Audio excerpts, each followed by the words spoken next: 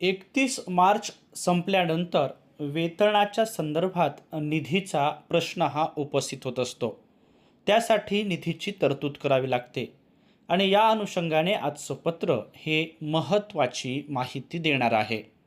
शिक्षक आणि शिक्षकेतर कर्मचाऱ्यांसाठी या पत्राच्या अनुषंगाने वेतनाच्या पार्श्वभूमीवर एक आनंदाची वार्ता आहे.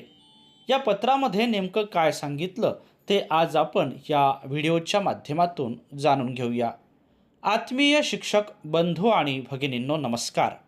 मी माझ्या शैक्षणिक यूट्यूब चॅनलमध्ये आपल्या सर्वांचं सहर्ष स्वागत करतो. आज आपण शिक्षण आयुक्तालयाचं एक महत्त्वाचं पत्र हे जाणून घेणार आहोत. अशाच प्रकारचे विविध शैक्षणिक पत्र, शासनाचे निर्णय जाणून घेण्यासाठी माझ्या या यूट्यूब चॅनलला जर आपण सबस्क्राईब्स केलं नसेल तर जरूर सबस्क्राईब्स करा, अशी नम्र विनंती मी आपल्याला या व्हिडिओच्या निमित्ताने करतो आहे.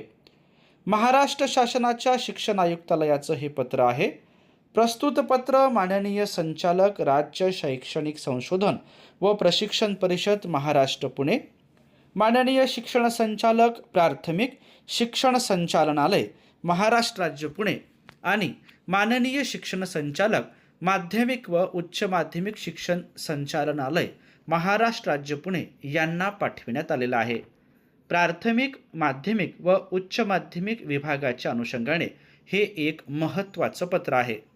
पत्राचा विषय आहे सन 2026-2027चे अनुदान वितरण आणि संदर्भ आहे तो बिम्स प्रणालीवर प्राप्त तरतूद दिनांक 6/4/2026.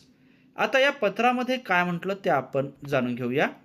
महोदय, उपरोक्त संदर्भ क्रमांक 1 अन्वये सन 2026-2027 या आर्थिक वर्षात शालेय शिक्षण व क्रीडा विभागासाठी अर्थसंकल्पित झालेले व वित्त विभागाकडून बिम्स प्रणालीवर प्राप्त झालेले अनुदान आहरण व संवितरण अधिकाऱ्यांना विनियोजन अधिनियम 2026 व शासनाच्या अटी व शर्तीच्या अधीन राहून सोबत जोडलेल्या विवरणपत्रानुसार लेखाशीर्षनिहाय वितरित करण्यात येत आहे.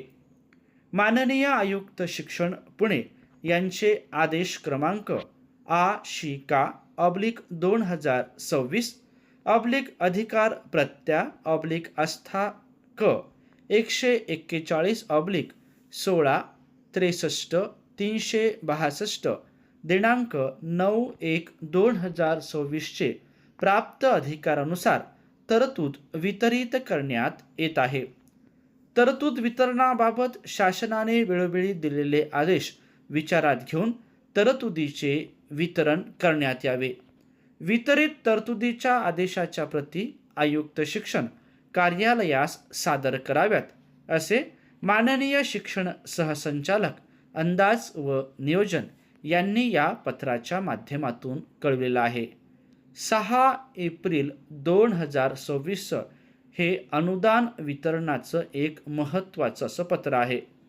प्राथमिक, माध्यमिक आणि उच्च माध्यमिक शिक्षण संचालनालयाला पाठवलेल्या या पत्राच्या माध्यमातून सन 2026-27च्या अनुदान वितरणाच्या अनुषंगाने एक महत्त्वाचा निर्णय आपल्याला या ठिकाणी दिसतो आहे. प्रस्तुत शासन निर्णय आपण या ठिकाणी जाणून घेतल्याबद्दल आपल्या सर्वांचेच मनापासून धन्यवाद.